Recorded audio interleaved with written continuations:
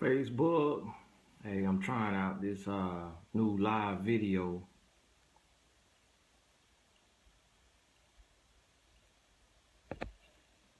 on Facebook. They have the app, the Messenger app, for people with business pages, the personal pages, and you can go live. So every now and then, maybe like on Saturdays or Sundays, I'm gonna try to go live. I think they have it to where people can comment. Hopefully everything works out. It's crazy how technology is building, how it's growing today to where you can do anything you can imagine. I'm sitting here on this Sunday morning just thinking, thank y'all for the people putting look, I think that's good morning. Is that GM? That's what that stands for. Let me see if I'm able. Okay, yeah, I can see. Good morning. Oh, afternoon for some people. What time is it? Is in South Africa. I don't have my South Africa or like I think Kenya is on the same time. So I guess it's morning for a lot of people.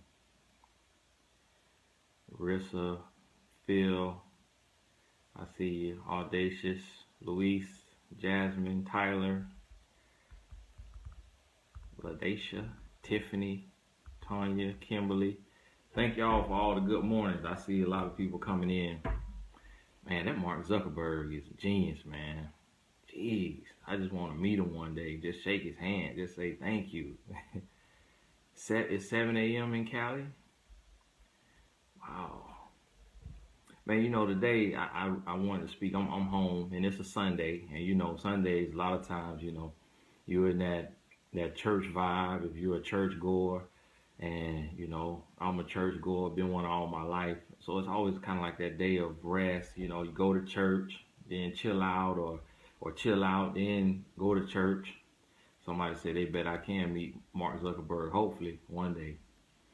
And I was thinking today, and I was thinking about like all the different things going on in my life, and thinking about how I remember those days. Somebody in Japan. I remember those days to where I didn't have furniture in my living room. Had a little small TV in the room. I remember getting them paychecks and me and my wife having $25 to live off of for 2 weeks. And I was thinking, and I was like, man, it's kind of crazy how you can be in one place, and struggling and going through and just trying to find a way. And if you just stay diligent and you just stay focused, eventually the way starts to become clear and opportunities start to come. Doors start to open up. And it's crazy how it happens because, when I was living in the hood, this probably was, 8 years ago, 2007, 8 years ago. And just wondering and lost, married, child, intensive care unit, and trying to figure out how I was going to make it. And you know what I realized? One of the key things that I have found is integrity. I remember when I first started, when I wrote my book, and all I was thinking about was money. Oh, I wrote this book, it's going to make me a lot of money. And I'm thinking about money. How can I make some money for my family, for my son? And I thought my first royalty check was going to be $12,000. Because I said, you know what? It's going to get on Amazon and it's going to sell maybe 1,000 copies a month. I'm getting $4 a book. So I'll be making $4,000 a month times 3, that's $12,000. And my first royalty check, it was $300. So it's crazy how sometimes you can be pushing towards something, trying to make something happen, and then what you thought was going to happen doesn't happen. And you can get weary and you can start to give up. And I look at my life today, having achieved some things and having reached some goals. And I look at some of the people around me, people I know, people who have a lot of gifts, people who have talents. But, and the difference that I see is our heart. And today I just wanted to speak to you, on this beautiful Sunday, just to say, make sure your heart is in the right place. I posted earlier today about motives and making sure your motives is in the right place, that God judges your intentions and your motives. Make sure your heart is in the right place, because if you are jealous of the next person instead of being motivated by them, if you are spiteful, if you are hateful, if you are gossiping and backbiting, if you are sowing discord between friends, and you carrying lies and you spreading lies, if you're jealous and envious, all of those things limit your progress. They hinder your progress. And you know what I took, and I say I want to be real transparent with you as a man, because it was these vices in life to where growing up, all I seen around me was broken relationships, toxic love. And every man that I met, he was a cheater, or he was controlling, or he was toxic. And then outside of the relationships, every man I met, he cursed like a sailor, or he got drunk, or he smoked weed, or he sold weed, or he gambled, or he was into, the strip clubs or the clubs. And so you look at all these things that's working against us, and you have to look at your past and where you come from and the area that you come from, and you got to look at those hindrances. You got to look at those things that hold people back from your culture, from your city. And you got to look at those hindrances, and you have to identify what of those things that I pick up. And the people that I saw doing those things and using those things, am I doing those things or using those things, going those places, thinking that way? And I looked around, and all I saw was just people not reaching their goals, people not becoming anything. And you see one or two people, and yet they're still battling their demons. And I said to myself, you know what? I want to change. I want to get rid of the temper and the anger, the hate, the jealousy, the backbiting. I want to get rid of all of those toxic things. And so here I was, raised to be a cheater, because that's all you see happening around you, and men thinking that if we cheat and we have multiple women, that makes us more of a man, or we're just being a man. And then a lot of women in the relationships with men accepting the cheating. And you're accepting the cheating because you feel like every man cheats and there's no other way. I'm going to have to be cheated on. I'm going to have to be hurt. And so when you see people doing it and you see people accepting it, you get to that point to where you say, okay, this is all that it is. And when I started to take and cut out all of those things, and I started to focus on growth and maturing and putting my heart in the right place, that's when I saw everything start to change. That's when I saw my situation start to change. I stopped hating on people, and I started working on myself. I stopped being jealous, and I started being inspired and motivated. And I cut out the things in my life.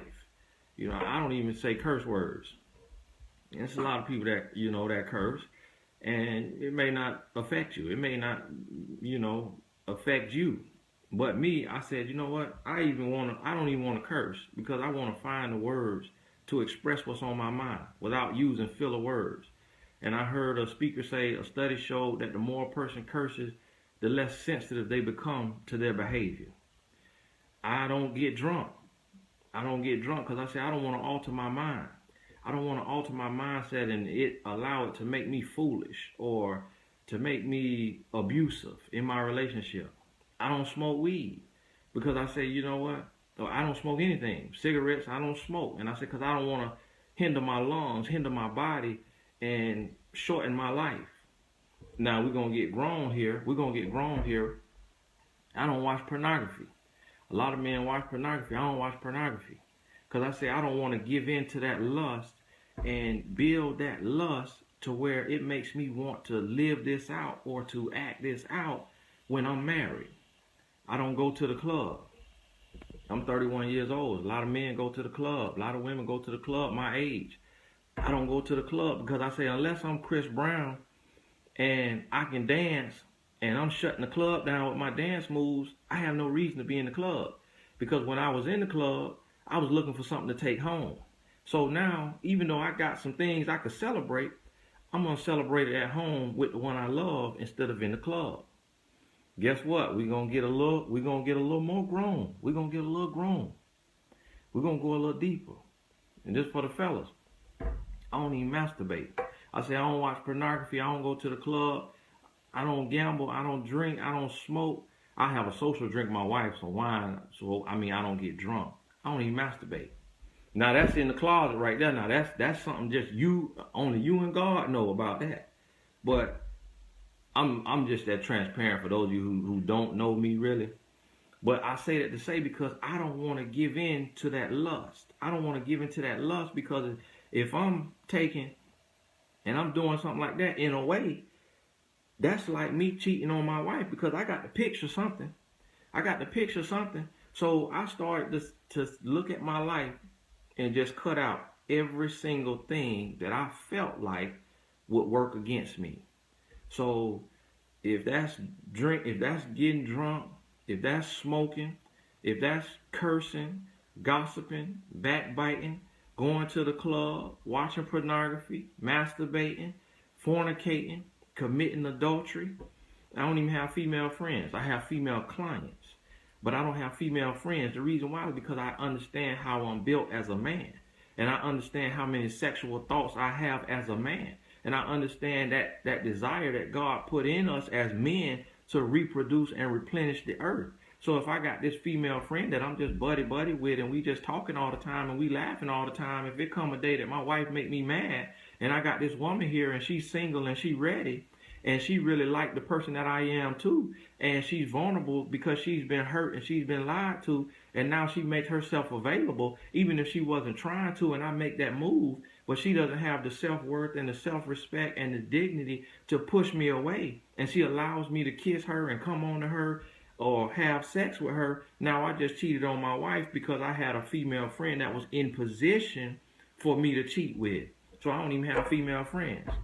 And so I say this to say, because a lot of times you look at people who have done a few things, who have reached a little bit of success or did some things that maybe you may want to do. And then you wonder, well, why them and not me? Why did they get it and I didn't get it? But really, it's because of the work that's put in and the sacrifices that's made. And so that's why I say when I was hateful, spiteful, bitter, toxic, nothing was happening in my life. I was making $8.50 an hour, got up to $10 an hour as a counselor, working as a counselor in a group home. I was young, 22 to 25.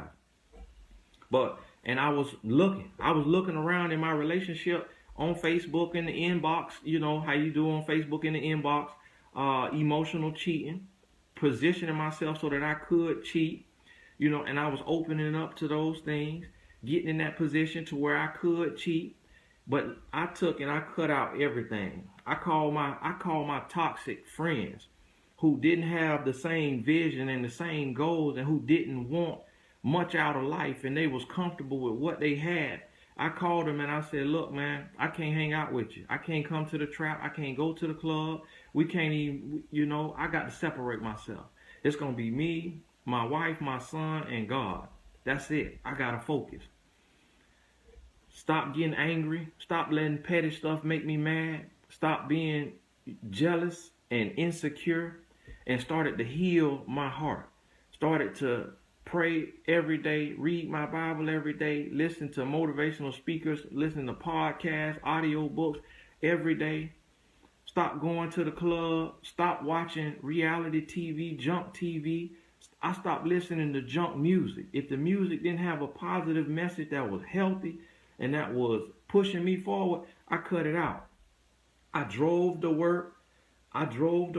To listening to audiobooks, and I came home listening to audiobooks and didn't watch no junk TV. I cut it all out. And so what I'm saying to you is I went from making $20,000 a year working for somebody else and then clean my life up. Sacrifice those fleshly desires, the things that you just naturally want to do because you grew up around it or you saw it all around you. And I cut out all of that. Everything. Drinking, smoking, fornicating, cursing, lying, cheating, gambling, pornography, masturbation, all the way down the list. And I just became focused. God, give me the message. Give me the words. Tell me what to say.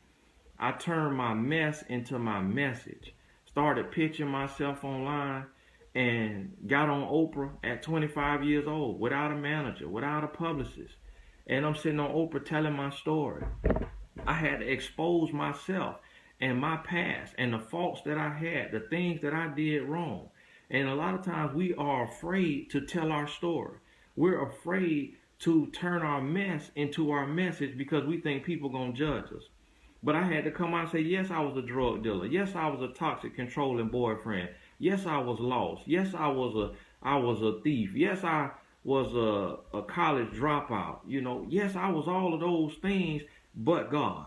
But God took me, and when I prayed for wisdom, and when I prayed for strength, and when I prayed for God to double my faith, He did those things. And I went on with my wife and my son. Now we have 2 boys. And I went on and started my company. Then the next thing you know, I end up with 5 companies. 5 companies. And I started to build. And I was 100% focused on my wife and my family. Outside of that, 100% faithful. 100% faithful. If you can find anybody, I'll say a woman, but these days you got to say man or woman because it's it's men who pretending to be straight and they messing with men. If you can find anybody who's sleeping with me, I'll give you $10 million. Anybody. You can find anybody who's sleeping with me, I'll give you $10 million. I became 100% faithful to my wife. Cut out all the games. And see, what a lot of times what men don't realize is that our strongest influence in life after God is sex and success. It's 2 things that all men want after God is sex and success. And so when I gave myself fully to my wife, 100%, and after that I focused on my purpose and my gifts and my calling, that's when things just shot through the roof. So I could go from 1 stream of income to over 30 streams of income. Because when you have that laser beam focus, it's nothing that you cannot do. It's nothing that you cannot do. And here I was sitting in this college listening to these professors and trying to find my way through college, because that's the way I was given. But then along with getting a formal education, I started to get a self-education. And you got to get that self-education. You got to know who you are. You got to know what your gifts are. You got to know what your passions are. And then you got to find out how can you bring your gifts and your passions into fruition so you can live from it. And I started doing that. And next thing you know, everything started to build. Everything started to grow. But you have to have that focus. You got to have focus. You got to have faith. You got to have that focus. You got to have that faith in God and believe that you were gifted, that you were born to be successful, that you were born a millionaire, that you were born to own your own business, that you were born to be self-sufficient. You got to have that faith. And so here I just started tapping into gifts. We went from author, to ghostwriter, to author consultant, to motivational speaker, to life coach, to spoken word artist, to film director, film producer, and just started tapping out and using gifts. But here's the thing. I cut out those things that work against us. The things that work against us, the lying, the envy, the jealousy, the hating, the backbiting, the wrong crowd, the toxic friends, them nagging friends. Cut out all of those things. And when you remove them toxins, just like your body, when you remove toxins from your body, you are healthier, you're more energetic, you're more productive, you're stronger, your skin gets better, just everything gets better. The same thing in life. When you remove toxic people from your life, everything gets better. There are times in my life now, hey, I ain't got no timer on here. Yes, I do 20 minutes. Hey, we got to go today. There are times in my life now that I got to cut off best friends that I grew up with. I got to cut off my mother at times. I got to cut off my sister at times. I got to cut off my father at times. My cousins at times. I got to cut off whoever, whether it be a mentor. I had a mentor at one point, and he became toxic. And his life, he was upset with his life, and he started to take it out on me. I cut him off. Cut him off, never answered another call. I don't have a mentor. After that, it was my father. My father got in a tough situation at one point, and he became toxic. I had to cut him off.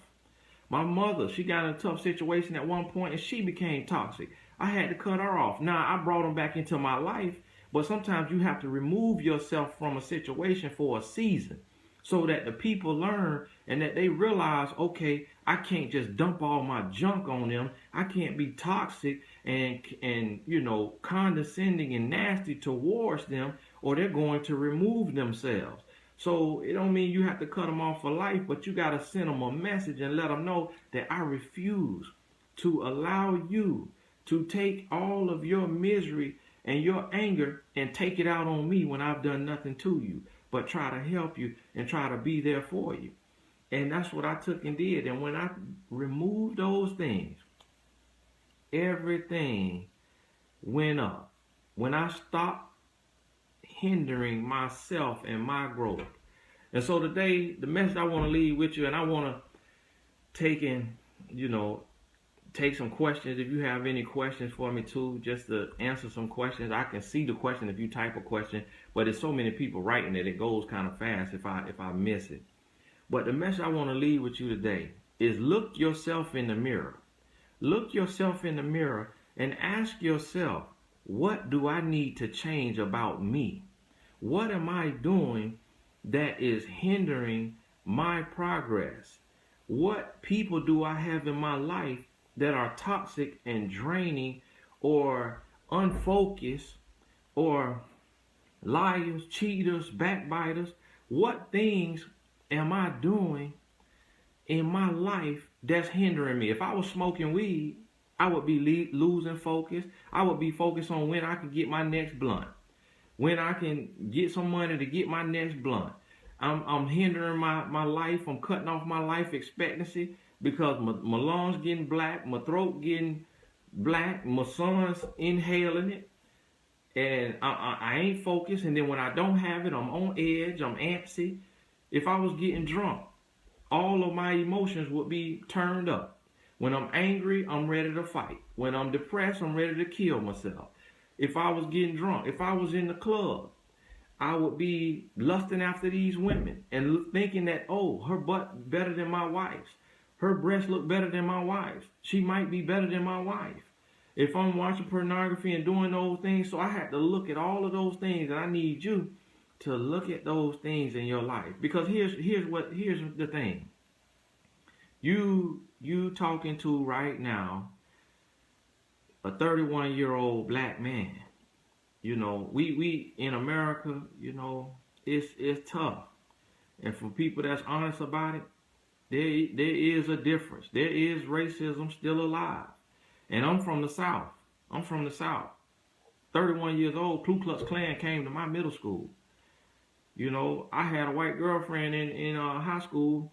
Her dad had a meeting with my dad and said, look, your son can't date my daughter, or my daughter will not get a job. My daughter will not get her college volleyball scholarship. My daughter cannot date black people or it will ruin her life. And we had to break up. You know, we ain't know nothing about that color. We trying to get past that because we thinking like, look, this is the 2000s, man. But so all them odds put against me. By the fifth grade, I could read and write better than my parents.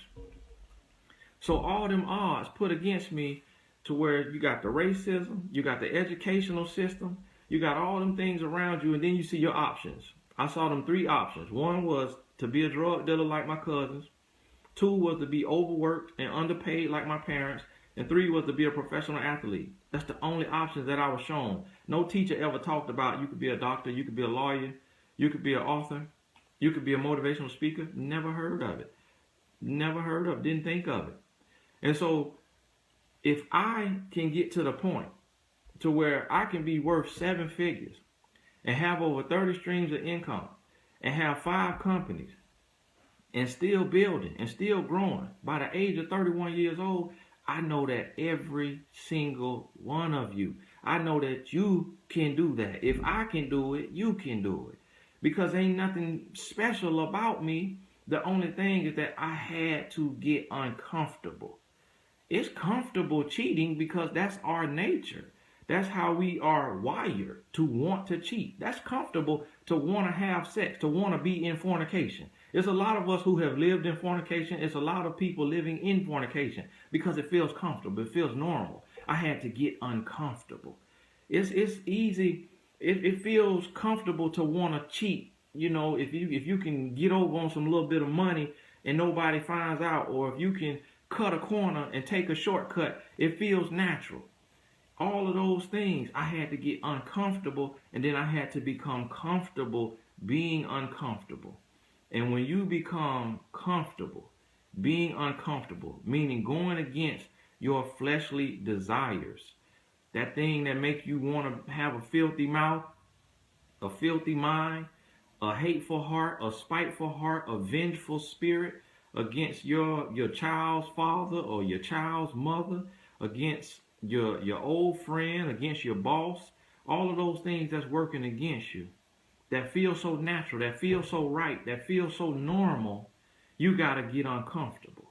And you got to do the uncommon. And you have to become uncommon. So I know as a 31-year-old man, I know that it's not common to be 100% faithful. I know it's not common to not curse and to find proper words to express what's on my mind. I know it's not common to not masturbate, to not watch pornography, to not gamble, to not go to the club and hang out. I know that it's uncommon. I also know that it's uncomfortable because you want to just live and have fun and just relax and just chill. But I say, you know what? Nothing ever comes from a comfort zone. I heard a speaker say you got to get out of your comfort zone and get into an effective zone and let your comfort zone catch up. So 10 years ago, when I was 20 years old, I'd have been it was very uncomfortable being faithful or to be abstinent or to be celibate. That would have been very uncomfortable. But now 31, I'm comfortable being 100% faithful to my wife. And I really don't meet men who hang their hat on being faithful, and that's what I want to see more of. That's why I talk about it, and that's why I say, hey, $10 million, you find somebody that's sleeping with me. Find somebody that's emotional cheating with me on Facebook or online, on Tinder or in another country, $10 million. I'll give it to you because I want us as men to start hanging our hats on being faithful and loyal to one woman. Because when we can be faithful and loyal to one woman, and when we can stop being selfish, okay, I might want to get drunk, but no, I'm not going to do that because that may lead me to hurting my kids, hurting my wife. I might want to do some illegal business, a tax scam or something to get some extra money. But no, I'm not going to do that because that can hurt my wife and hurt my kids. I might want to go to the club to watch a girl shake her booty. But no, I'm not going to do that because eventually that's going to hurt my wife and hurt my kids. So we have to stop being selfish as people. I saw a mother smoking cigarettes in front of her baby. Baby right there in the stroller, she's smoking cigarettes. My son walked by, my son did like this, covered her nose and covered his nose, looked her right in the face. She was like, oh. But I'm like, your kid got to be around that smoke just because you comfortable smoking. You know, your kid got to watch this nasty reality TV because that's what you want to watch. See, as parents, we got to become uncomfortable. And we got to cut out those things that's hindering us because it's also going to hinder the next generation.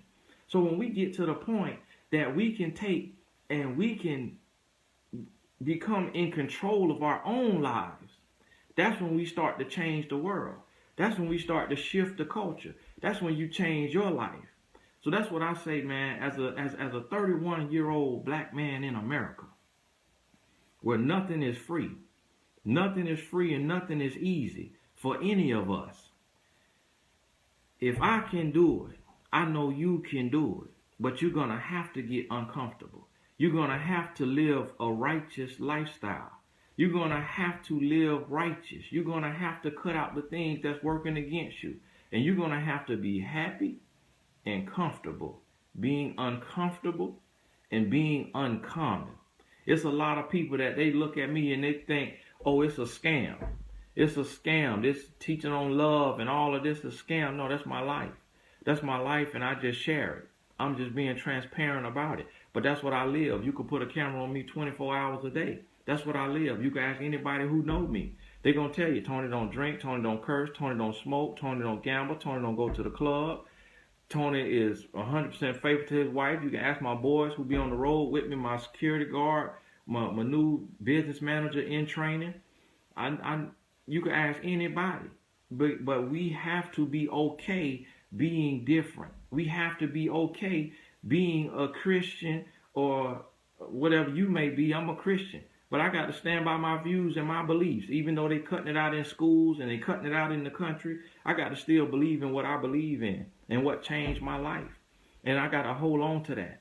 And that's what you have to do. And if you can do that, and if you can be faithful to God and be faithful to yourself, and you can live a righteous lifestyle, and you can get that focus and stop letting people and things come in your life and derail you and take your focus, every goal that you have set and every dream that you have, it'll come to pass.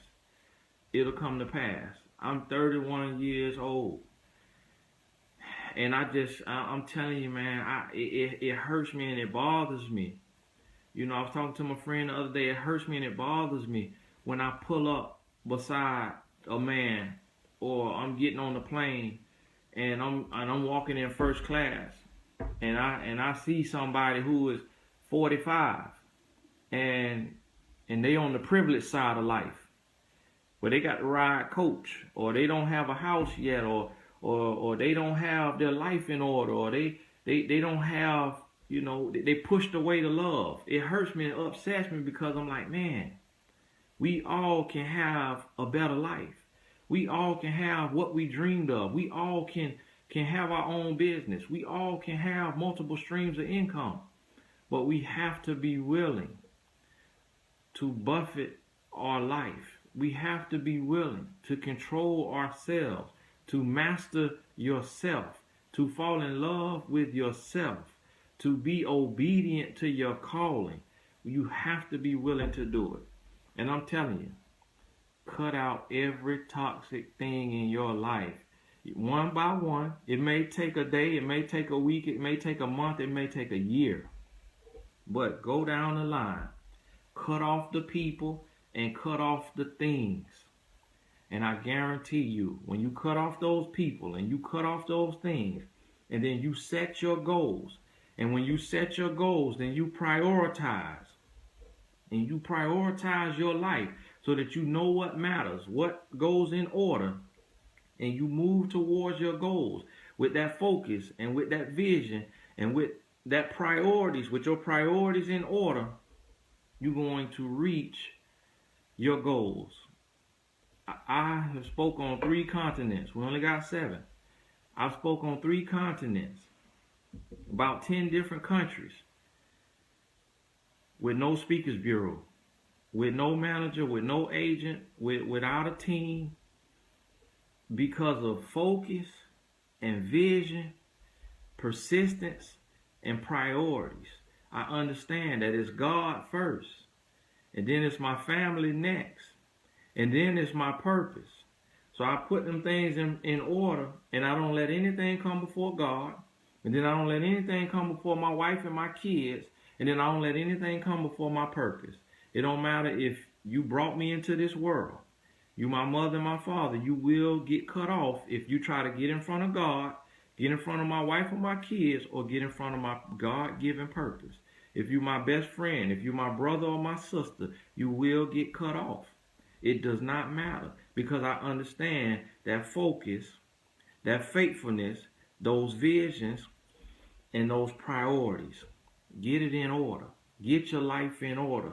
Cut the people out. Cut the things out. Set your goals, and every day work towards your goals. Me talking on this camera today is one of my goals.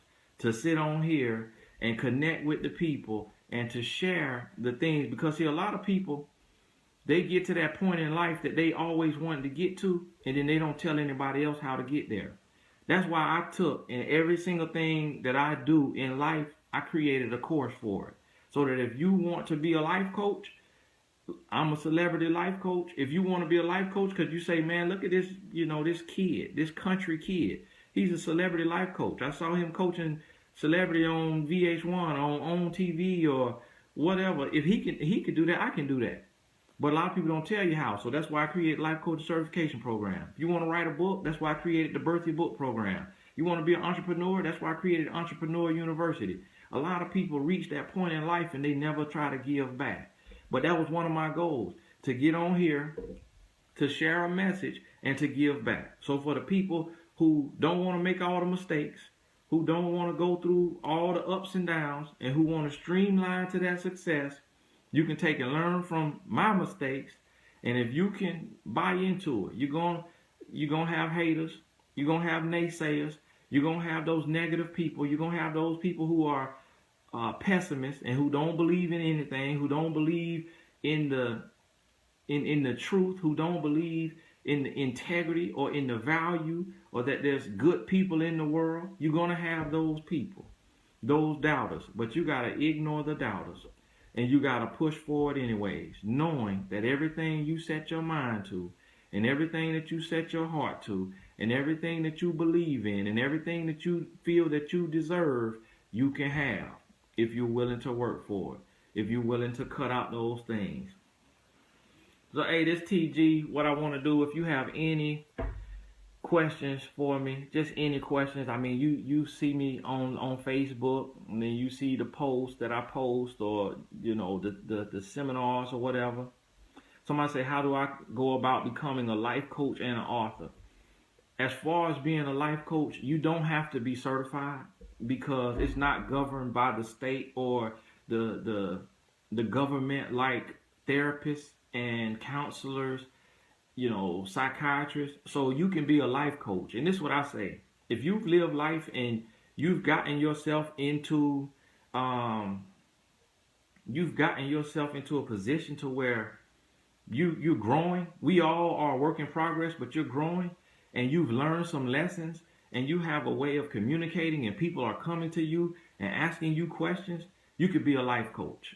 I've been coaching since 2007. Really got going 2009, 2010. And, some of y'all see me on TV coaching some celebrity clients.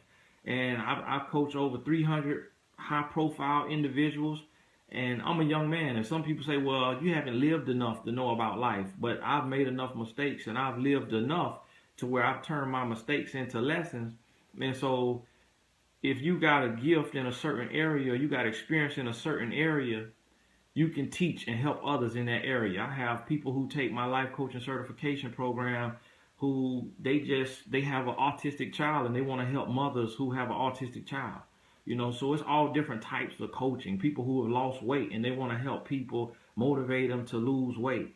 It's all types of coaches. Me, I was a relationship guy. I was a toxic lover, and I learned how to love right. I went from being a big player and a big cheater and a controlling boyfriend to being a 100% faithful husband that's loving and caring and giving and treating my wife like a queen. So I learned all the toxic things about love and relationships, and then all the healthy things, and that's what I started to teach.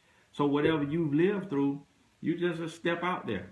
Step out there, make a page for it, make a YouTube page, make a Twitter, and start to share the message. And as far as being an author, you can teach yourself online. I didn't have a mentor. I didn't have any of that. I just went to Google and I Googled how to publish my book.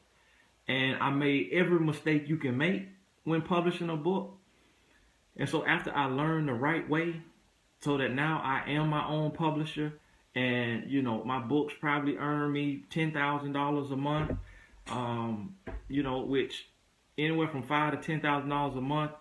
So I can earn six figures from the books that I produce and put online, because when you put them online, a lot of times they sell organically because people searching a certain book or topic, and your book may come up and it may sell.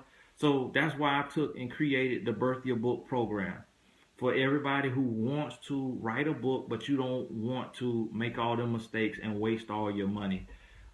And so it's out there, and just tell your story. Every story is valid. I wrote my first book at 22 years old, when a lot of people would think, oh, at 22, you don't know anything, But I wrote that book, and it's women who are in their 50s who read that book from a 22-year-old and said, this book changed my life. So never discount yourself. Never look at yourself and say, who wants to hear from me? Who cares about me? Who wants to read what I have to say? Everybody has something to say. And whatever you have gone through in your life, whatever you've suffered through, whatever you've experienced, there is a million people getting ready to go through what you've already made it through. So if you can give them the blueprint on how to get through what you've already made it through, you're doing your job.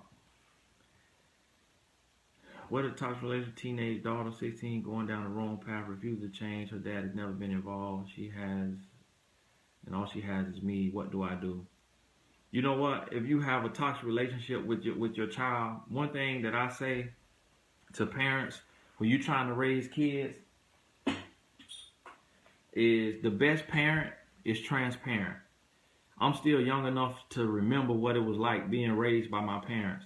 And the only mistakes that I made in life are the things my dad didn't talk to me about.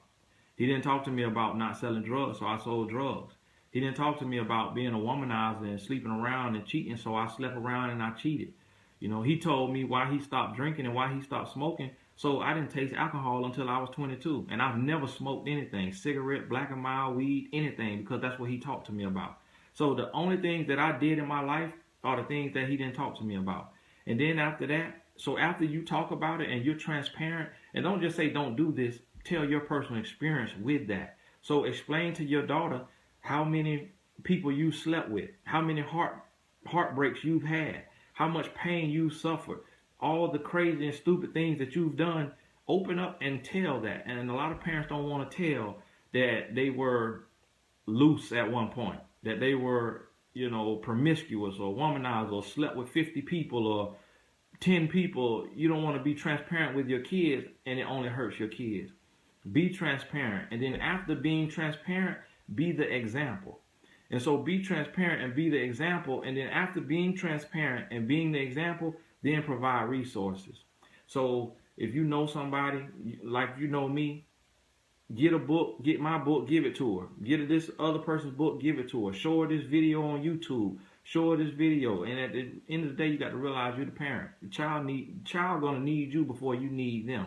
So you got to lay down the law and give them your rules and your regulations to be up under your household. And you got to do it with love.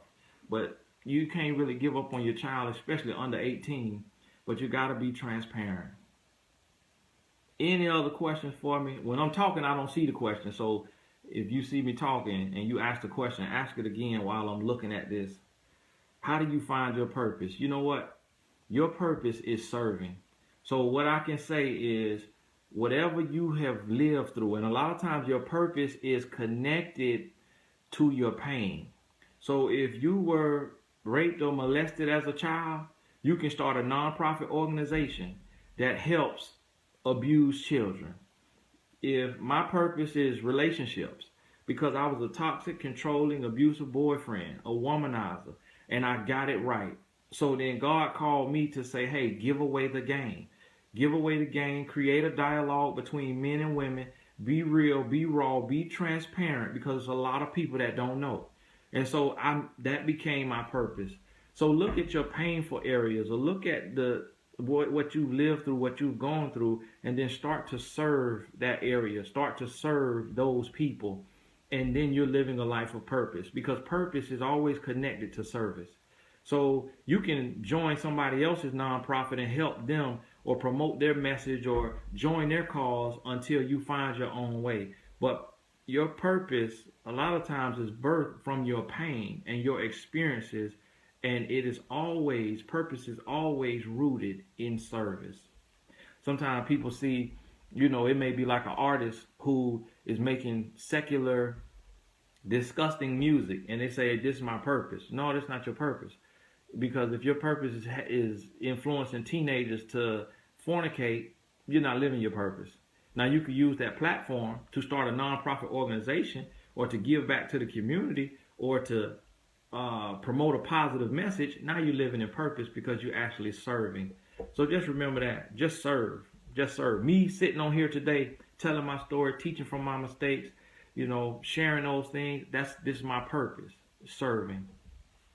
How do you feel about cutoff family who means you know good, but other family does not understand why? You know what? You got to do what you know is right for you and best in your heart, and you can't worry about what people think. I've had to cut my blood sister. I got one sister who I grew up with. We was 2 peas in a pod. I have to cut her off for 2-3 weeks at a time every month, because she gets slick out the mouth, say stuff she shouldn't be saying, and I have to cut off. I have to cut my mama off for 2 weeks at a time because she toxic and draining. I've had to cut my dad off for a month or so because he got toxic and draining. Friends, family, and I don't owe anybody an explanation other than God. And so if anybody is hindering your progress, is hindering you doing what you were put on earth to do, what you were called to do, and they are an adult. Now, you can't cut off your child. You got to teach them and show them the way with love. If that's your child and they're under the age of 18, but grown people who are stressing you and driving you crazy, it don't matter how close they are, how long you've known them, sometimes you got to pull back. And it may just be for a period of time. It don't have to be forever, but just to let them know, I refuse to be your garbage dump. I refuse to be your floor mat. You got to do it. Any other questions? How do you cut off your child if they're under 18 and still lives with you? You can't do it. You can't cut your child off. Show them the video. Just when they're coming home, just be playing one of my YouTube videos. Give them a book. Make them read the book. Stop buying their clothes and their shoes until they complete a book and give you a book report. If sometimes, they may want to run away for 2 days, but that's tough love. But you can't turn your back on a child that's under 18. How do you deal with communication issues within a marriage? This is the thing. You have to set your standards for your marriage, and you have to express what you need from this relationship. And if your partner is not willing to meet you halfway, that's when you have to realize that you're in a relationship by yourself. I don't have communication issues in my relationship because my wife, she's invested into the relationship like I'm invested. So, but if I say I need to talk and I want to talk about this and she shuts down and she don't want to talk about it, and I bring it up tomorrow and she says she